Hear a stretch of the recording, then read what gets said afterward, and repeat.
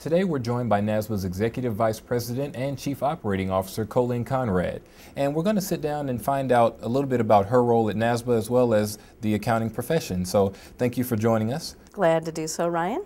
I have a number of things I'd like to discuss with you, but let's start off by talking about your background. Can you tell us a little bit about your professional experience before joining NASBA? Well, it's a pretty short story, Ryan. Before I came to NASBA, I was a partner. I was at an accounting firm called Reuben Brown in St. Louis, Missouri. It's a regional firm, about 400 folks out of 3 offices, and I was in the St. Louis office.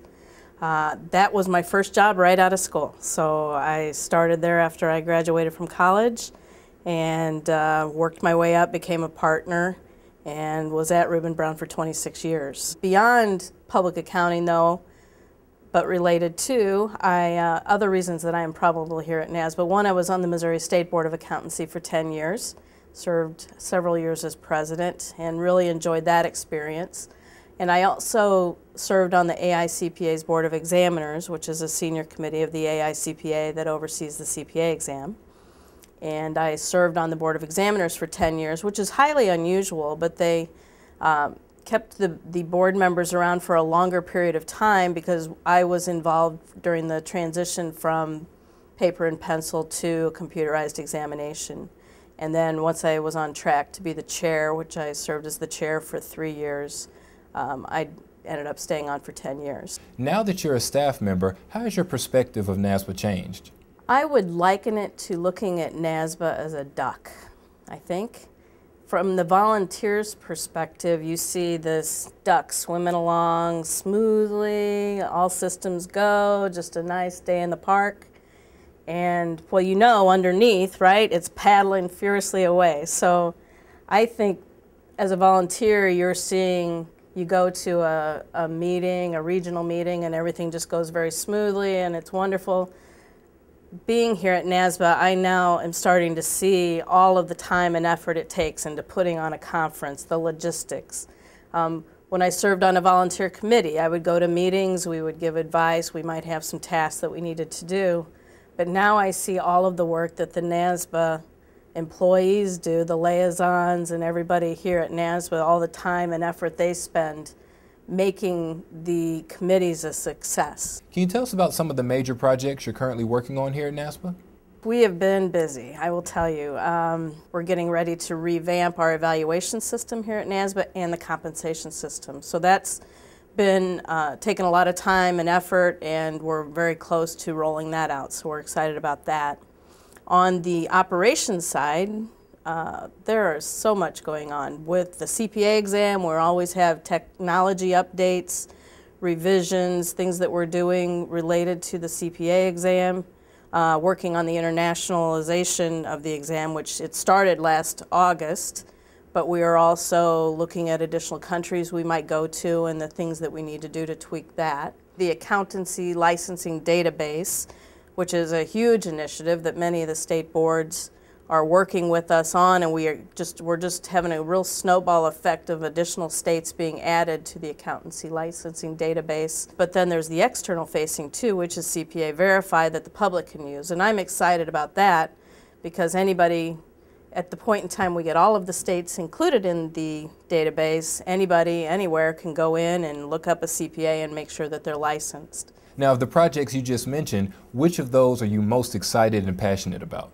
CPA Verify, because this is a continuum of the project of mobility, being able to move from state to state and practice. This is very necessary. Once we have substantial equivalency in all of the states, and we have virtually all of them at this point, it becomes very important that we have the ability for people to know that CPAs are licensed. So if I'm a consumer in California and I want to use a CPA out of New Jersey, I want to be able to look them up and make sure that they are licensed. So I think it's a very important continual step for the state boards to work hand in hand with each other and make sure that we have all of the right information and data for the state boards and for the public as a whole. Now, you mentioned some of the data, making sure that those things are accurate. I know you worked with the AICPA Board of Examiners for approximately 10 years or so. Coming full circle, How excited are you to see NASBA's new line of candidate performance data products? I think it's really exciting. I know our team here at NASBA,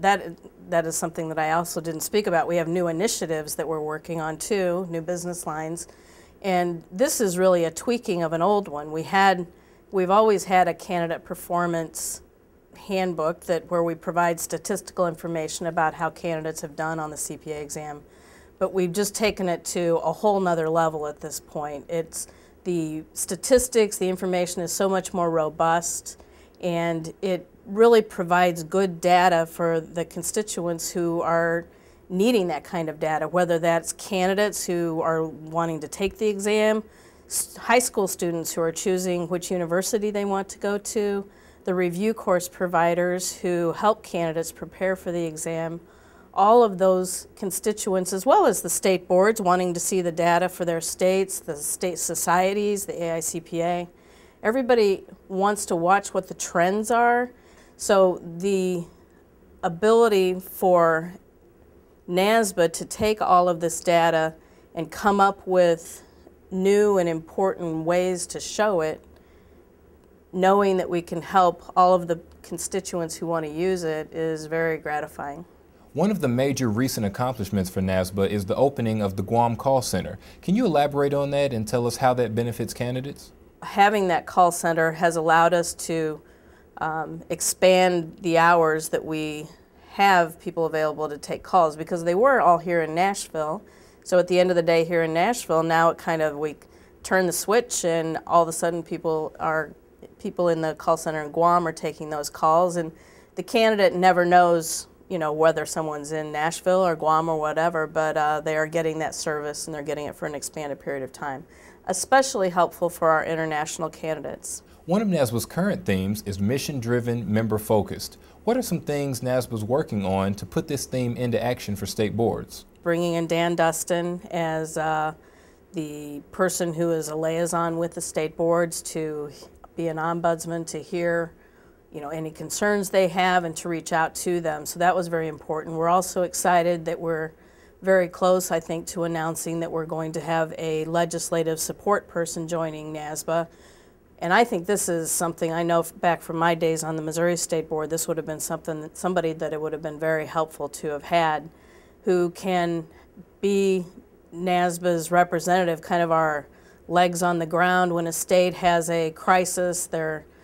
Maybe somebody has introduced legislation that will severely impact the state board, or they need national support for a legislative matter. We'll have somebody there to help them. All right, well, thanks. We really appreciate that, and we appreciate your time. So thank you for joining us. Thank you, Ryan.